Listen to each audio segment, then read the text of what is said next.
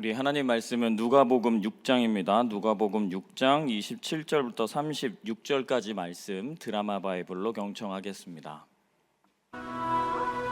그러나 너희 듣는 자에게 내가 이르노니 너희 원수를 사랑하며 너희를 미워하는 자를 선대하며 너희를 저주하는 자를 위하여 축복하며 너희를 모욕하는 자를 위하여 기도하라.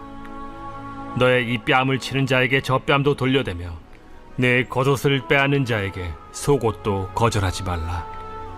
내게 구하는 자에게 주며 내 것을 가져가는 자에게 다시 달라 하지 말며 남에게 대접을 받고자 하는 대로 너희도 남을 대접하라. 너희가 만일 너희를 사랑하는 자만을 사랑하면 칭찬받을 것이 무엇이냐? 죄인들도 사랑하는 자는 사랑하느니라. 너희가 만일 선대하는 자만을 선대하면 칭찬받을 것이 무엇이냐? 죄인들도 이렇게 하느니라. 너희가 받기를 바라고 사람들에게 꾸어주면 칭찬받을 것이 무엇이냐? 죄인들도 그만큼 받고자 하여 죄인에게 꾸어주느니라. 오직 너희는 원수를 사랑하고 선대하며 아무것도 바라지 말고 꾸어주라. 그리하면 너희 상이 클 것이요 또 지극히 높으신 이의 아들이 되리니 그는 은혜를 모르는 자와 악한 자에게도 인자하시니라. 너희 아버지의 자비로우심같이 너희도 자비로운 자가 되라. 아멘. 사랑하는 성도 여러분, 오늘 말씀은 매우 불편하실 수 있다는 사실을 알리면서 바로 본론으로 들어가겠습니다. 본문에서 예수님께서는 원수까지라도 사랑하라고 말씀하십니다. 사람들은 어떻게 원수를 사랑할 수 있느냐, 그런 말도 안 되는 소리가 어디 있느냐라고 할지 모르지만 예수님은 뜸을 들이신다거나 돌려 말씀하시지 않았습니다. 해도 되고 안 해도 되는 어떤 가능성을 전혀 열어두시지 않았습니다. 쉽다, 어렵다를 따질 문제가 아니라 신자라면 응당, 원수까지라도 사랑해야 한다고 가르치고 계십니다. 얼마나 예수님의 의지가 확실한지 예수님의 표현을 보면 딱 알 수 있습니다. 우리 본문 27절, 28절 말씀 한번 보겠습니다. 27절, 28절 말씀을 보면 이 원수까지라도 사랑해야 한다는 것을 조금 다른 표현이기는 하지만 네 가지 표현으로 거듭 반복해서 말씀하시는 것을 볼 수 있습니다. 그러나 너희 듣는 자에게 내가 이르노니 너희 원수를 사랑해라 말씀하십니다. 그리고 두 번째로 너희를 미워하는 자를 좋게 대해줘라 이야기합니다. 그 다음 너희를 저주하는 자를 축복하라고 말씀하고 계시고 너희를 모욕하는 자를 위해서 기도하라고 하십니다. 비슷비슷한 말인데 네 번을 반복해서 강조하고 계신 겁니다. 이어서 29절과 30절 말씀도 보겠습니다. 너의 이 뺨을 치는 자에게 저 뺨도 돌려대라고 말씀하십니다. 맞았습니다. 때려줘 해야 되는 겁니다. 겉옷을 빼앗는 자에게 속옷도 거절하지 말라고 합니다. 내게 구하는 자에게는 어떻게 해요? 줘야 됩니다. 그리고 가져가는 자에게는 어떻게 합니까? 다시 달란만 하면 안 됩니다. 또다시 사중으로 표현하고 있습니다. 예수님께서는 이 원수까지라도 품어야 된다라고 하는 이 사랑의 명령을, 이 계명을 주실 때 이렇게 계속 반복해서 강조하고 계십니다. 왜 그럴까 싶습니다. 왜 이렇게까지 하셨을까 싶습니다. 날 괴롭게 했던 사람, 애먹이고 귀찮게 했던 사람, 사사건건 내 반대편에 서는 사람, 그냥 첫 만남부터 그냥 안 맞는 사람, 내게 큰 피해를 안겨다 주는 사람, 나를 배신하고 떠나버린 사람들을 한번 떠올려 보십시오. 그런 사람들과 그때 그 상황들을 다시 떠올리다 보면 오늘 본문에서 말씀하시는 이 예수님의 말씀이 편안하게 들리십니까? 어떤 분은 짜증이 날지도 모르고 화가 날지도 모릅니다. 아, 오늘 오후 예배 잘못 왔다, 이런 생각을 하게 될 수도 있습니다. 그 정도까지는 아니더라도 속이 답답하고 근심하게 되고 심히 불편할지도 모릅니다. 왜냐하면 적어도 우리 마음속에 적어도 한 명 정도는 도저히 용납되지 않는 사람이 있기 때문입니다. 없기를 바라지만 살면서 최소 한 명은 정말 꼴보기 싫은 사람 있기 때문입니다.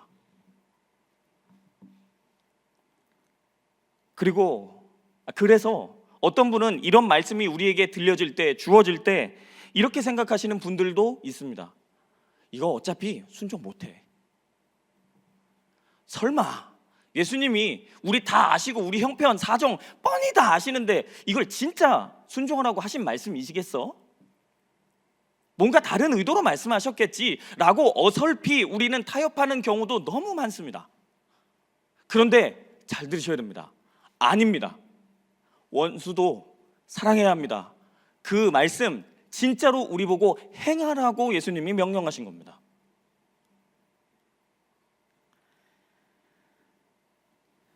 사랑하는 성도 여러분, 되시겠습니까? 그리스도인은 원수까지라도 사랑해야 합니다. 나에게 잘못한 사람들을 용서해야 합니다. 같은 누가복음 17장에 3절부터 6절 말씀에 이런 말씀이 있습니다. 누가복음 17장 3절에서 6절 제가 좀 읽어드리겠습니다. 너희는 스스로 조심하라. 만일 내 형제가 죄를 범하거든 경고하고 회개하거든 용서하라. 만일 하루에 7번이라도 내게 죄를 짓고 7번 내게 돌아와 내가 회개하노라 하거든 너는 용서하라 하시더라. 사도들이 주께 여짜오되 우리에게 믿음을 더하소서 하니 주께서 이르시되 너희에게 겨자씨 하나일 만한 믿음이 있었더라면 이 뽕나무더러 뿌리가 뽑혀 바다에 심기어라 하였을 것이요 그것이 너희에게 순종하였으리라. 아멘. 해석자들마다 약간의 견해 차이가 있기는 합니다. 이 3절에 너희는 스스로 조심하라. 만일 내 형제가 죄를 범하거든 경고하고 회개하든 용서하라. 이것이 교회 공동체 내에서 적용되는 어떠한 것으로 해석하는 사람들도 있고 그렇지 않고 우리가 겪는 모든 상황, 그러니까 개인적인 관계 안에서도 용서하라고 하는 명령이다라고 해석하는 부류들이 좀 나뉘긴 하지만 사실 이 대상이 누군지, 적용의 범위가 누구인지 이건 중요치가 않습니다.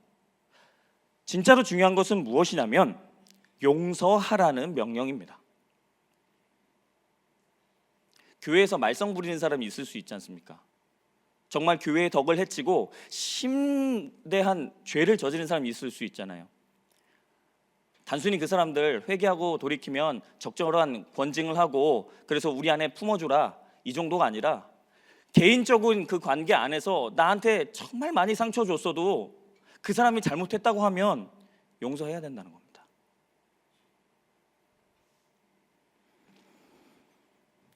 그럴 때에 말씀 다시 한번 띄워봐 주시겠어요?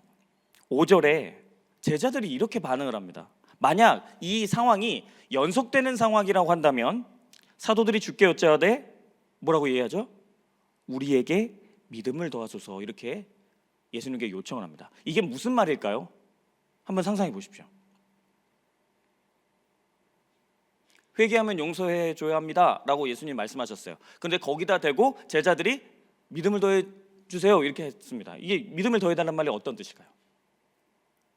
예수님, 우리 믿음도 능력도 너무 부족해서 그 말씀에 순종을 못하겠습니다. 우리 믿음 좀 더 세게 해주세요. 이렇게 받아들여지십니까? 그렇게 받아들이시면 됩니다. 그런데 6절에 예수님이 다시 이렇게 말씀하십니다. 주께서 이르시되 너희에게 겨자씨 하나일 만한 믿음만 있었더라면 이 뽕나무더러 뿌리가 뽑혀 바다에 심기어라 하였을 것이요 그것이 너희에게 순종하였으리라. 이게 무엇입니까? 이미 너희들의 믿음은 충분하다는 겁니다. 너희들이 구원받았다고 믿느냐?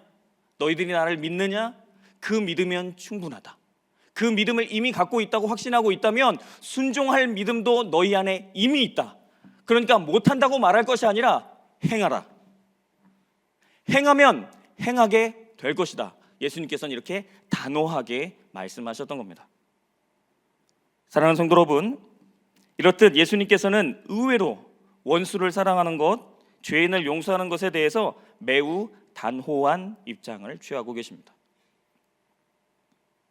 처음에도 말씀드린 것처럼 해도 되고 안 해도 되는 것으로 여기지를 않으십니다. 그러나 예수님은 우리에게만 그렇게 살라 하신 것이 아니고 먼저 그 길을 가셨던 분이십니다. 누가복음 23장 34절 말씀입니다.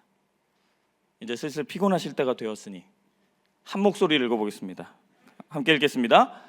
이에 예수께서 이르시되 아버지 저들을 사하여 주옵소서 자기들이 하는 것을 알지 못함이니이다 하시더라. 그들이 그의 옷을 나눠 제비 뽑을세. 예수님께서는 십자가에서 못 박히신 그 상황에서 자기를 때리고 조롱하고 시기한, 그래서 십자가에 못 박게 한 그 사람들을 위해서 아버지께 간구하고 있습니다. 배신자와 살인자들을 용서해달라고 구하신 것입니다. 그리고 구했을 뿐만 아니라 실제로 예수님은 그 마음으로 그 사람들을 품고 돌아가셨습니다. 사랑하는 성도 여러분, 이 부분에서 우리 사실 잠깐 멈춰서 깊이 묵상해야 됩니다. 이게 가능한 일입니까? 하나님이신 예수님께서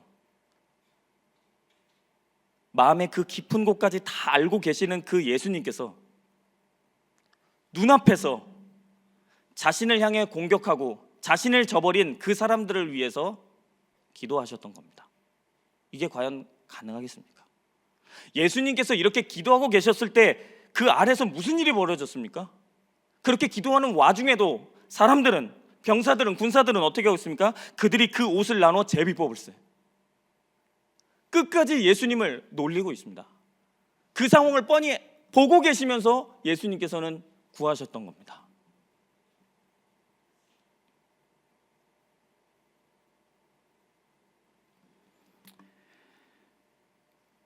그런데 예수님의 이 기도의 수혜자가 누구냐면 바로 나입니다. 여기에 있는 우리들이라는 것입니다. 예수님을 배신하고 살인하고 진정으로 신성모독한 사람들은 그때 그 사람들이 아니라 사실은 여기에 있는 우리들입니다. 하나님을 업신여기고 무시하는 자가 바로 나라는 것이죠. 예수님의 그 이러한 무모하고 어리석어 보이는 용서의 대상이 바로 나라는 사실 우리는 기억해야 합니다. 사실 이 마음이 없고 이 생각이 없고 이 믿음이 없다면 우리 아무도 사랑하지 못합니다. 사랑하는 성도 여러분, 하나님께서 하나님의 말씀을 부정하고 무시하며 살았던 우리에게 어떻게 하셨는지 늘 떠올리셨으면 좋겠습니다.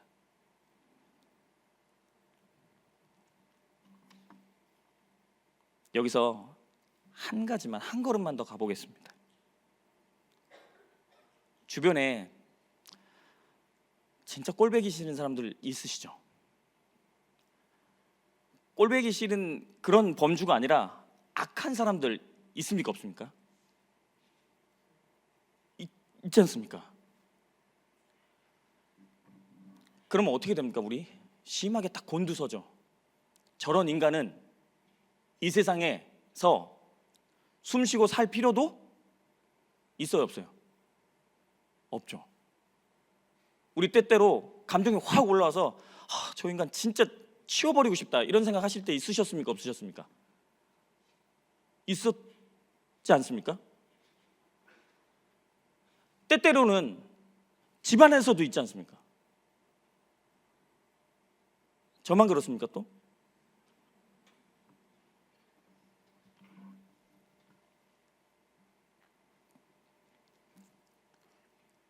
그런데 우리가 이렇게 너무 날카롭게 서 있는 게 과연 정당할까요? 이 사람은 정말 이 지면에서 쓸어버려야 돼 라고 그렇게 우리가 분노하는 것이 정말 정당할까요? 저 인간은 진짜 심판받아야 오라 라고 그렇게 내뱉는 우리의 그것이 진짜 괜찮은 걸까요? 그런 사고가 정말 정당하고 괜찮다면 우리 여기서 예배 안 드려도 됩니다. 어차피 지옥 갈 거니까.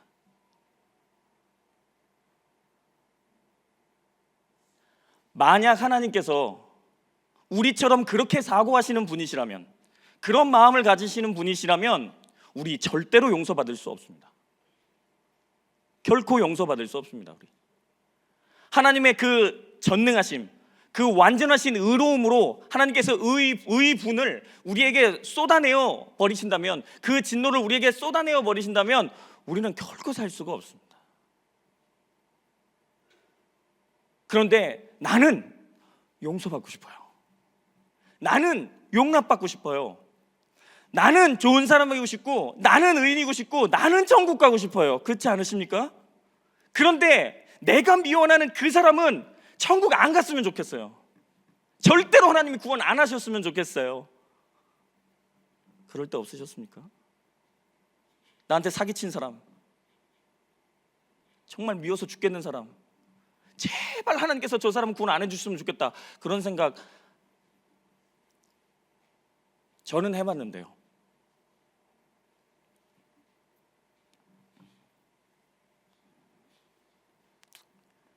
하나님은 하나님이시니까 나는 당연하게 용서받아야 된다고 그렇게 여긴다면 그거 제일 이기적인 생각입니다. 그리고 이것만큼 하나님을 없인 여기는 태도가 사실은 없습니다. 예수님은 31절에서, 오늘 본문 31절에서 이렇게 말씀하시죠. 이것도 한번 같이 읽어주시겠습니까? 함께 읽겠습니다. 남에게 대접을 받고자 하는 대로 너희도 남을 대접하라. 이것을 사람 간의 인간관계에서만 적용할 것이 아니라 하나님과의 관계에서도 한번 적용해 볼까요? 그럼 뭐라고 하면 되겠습니까? 하나님께 대접받고자 하는 대로 너희도 하나님을 대접하라. 이걸 좀 다른 말로 또 바꿔볼게요. 하나님께 용서받고 싶다면 너희도 예수님의 명령에 따라서 사람들 용서해라. 이렇게 해도 되겠습니까? 이렇게 해도 됩니다. 우리 수시로 하는 주기도문에 이미 그 멘트가 있기 때문이죠. 우리가 우리에게 죄 지은 자를 사하여 준 것 같이 우리 죄를 사하여 주옵시고. 아멘. 그러므로 사랑하는 성도 여러분, 우리 본문 36절처럼 36절 한번 띄워주세요. 너희 아버지의 자비로우심 같이 너희도 자비로운 자가 되라는 이 말씀을 깊이 새겨 행해야 되겠습니다. 하나님을 닮아가야겠습니다.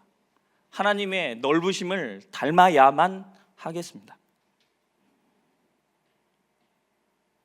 우리도 그 아버지의 자비로우심을 닮아서 사랑과 용서와 화해의 명령을 성취하며 살아가야만 하겠습니다. 사실 제가 오늘 이 말씀을 준비했던 큰 이유 하나가 있었습니다. 그것이 뭐냐면 선거철이어서 그렇습니다. 오늘 아침에도 교회를 오는데 저희 애들이 정치 이야기를 하더라고요. 이런저런 얘기가 다 나왔어요. 아빠, 여자는 대통령이 못 돼? 딸의 질문이었습니다. 됐던 적이 있어. 아빠, 범죄자 대통령이 뭐야? 사랑하는 성도 여러분, 제가 수시로 강단에서 몇 번 이미 얘기했었는데 초등학교 3학년입니다. 저희 아들, 딸. 플랜카드를 보고 그 원색적인 그 비난, 그 분노 그대로 따라합니다. 사랑하는 성도 여러분, 아마 여기서도 분명히 갈릴 겁니다. 번호가 갈리겠죠.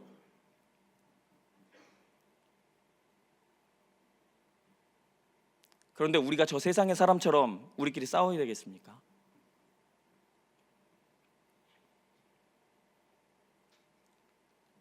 몇 번 안 찍으면 이상한 사람이라고 거기에 동조해야겠습니까? 예수님의 명령을 떠올리시고요, 우리 다음 세대를 한번 생각해 보십시오. 다음 세대가 벌써부터 우울과 분노와 편가르기와 싸움을 배우며 자라가고 있습니다. 우리 많이 부끄러워야 되지 않겠습니까? 정말 많이 부끄러워야 되지 않겠습니까? 우리 성도님들 다 열심히 하신 것 이미 압니다마는 우리가 이전부터 더 열심히 했더라면 이 나라가 이렇게까지 되었겠습니까? 우리가 정말 하나됨을 정말 바래서 정말 삶 속에서 그 하나됨을 위해서 열심히 목숨을 걸었더라면 교회에 분쟁이 있을 수 있겠습니까? 나라의 분열이 있을 수 있겠습니까? 이미 잘하고 계시니까, 그러니까 한 번 더 요청드리고 싶습니다. 완전한 용서와 화해를 위해서 조금만 더 기도해 주십시오. 하나님, 내가 지지하는 누구 대통령 되게 해주세요가 아니라 누가 되든지 간에 절대로 더 이상은 분란나지 않게 해주십시오. 이제는 제발 순복하게 하십시오. 제발 수긍하고 인정하고 잘한 거는 잘했다고 할 줄 알고 잘못했으면 조금만 더 기다릴 수 있는 마음의 여유들을 허락해 주십시오. 그렇게 기도하는 우리가 되길 소원합니다. 사랑하는 성도 여러분, 예수님은 안 되는 걸 명하지 않으십니다. 예수님만 원수 사랑하셨던 것이 아니라, 죄인들을 품으셨던 것이 아니라, 사도행전 7장 55절에서 60절 말씀 보면 스데반도 예수님과 똑같이 자신을 죽이는 그 사람들을 품은 것을 볼 수가 있습니다. 읽지는 않겠습니다. 60절만 보시죠.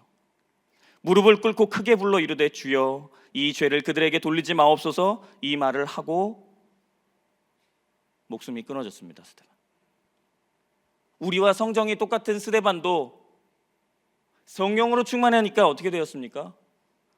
도저히 사랑할 수 없는 사람을 사랑하게 되었습니다. 그리고 우리 성도님들 잘 아시는 우리 손양원 목사님 이야기 또 한번 해볼까요? 여순 사건에서 자기 두 아들을 죽인 안재선 씨를 양아들 삼았죠. 그런데요, 그 양아들을 삼아서 처음 데려와서 처음 식사 자리를 했던 그때의 그 기억을 회고하며 이런 기록을 남깁니다. 무엇이었냐면 손양호 목사님이 그랬답니다. 밥알을 씹는데 모래알 같았답니다.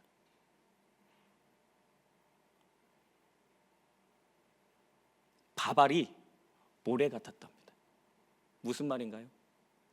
신심, 하나님을 향한 신심, 그 충심으로는 그 원수 사랑하기로 결정했고 양아들 삼기로 결단해서 데려오기까지 했어요.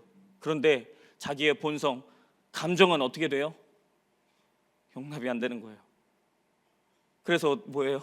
밥을 먹는데 밥이 넘어가질 않는 겁니다. 모래와 같이 꺼슬꺼슬하고 답답해지게 만들고 계속 걸리는 것이죠. 여기서 우리는 무엇을 배울 수 있습니까? 사랑하는 성도 여러분, 우리의 이성도, 우리의 감정도, 우리의 모든 것도 하나님 앞에 내려놓아야만 용서가 됩니다. 용납이 됩니다. 진정한 화해, 화합이 이루어질 수가 있는 것입니다. 그러니까 우리 계속 기도해야 되겠습니다. 하나님, 나를 내려놓게 해주십시오. 나를 내려놓게 해주십시오. 그러면 우리가 성령 받았다면 원수까지라도 사랑하게 될 줄로 믿습니다. 이 얘기하고 마치겠습니다. 사랑하는 성도 여러분, 너무 원수에게 해가지고 부담되셨을 텐데요. 이렇게 강력한 메시지 앞에 우리가 당장 실천해야 될 게 있습니다. 그게 뭘까요?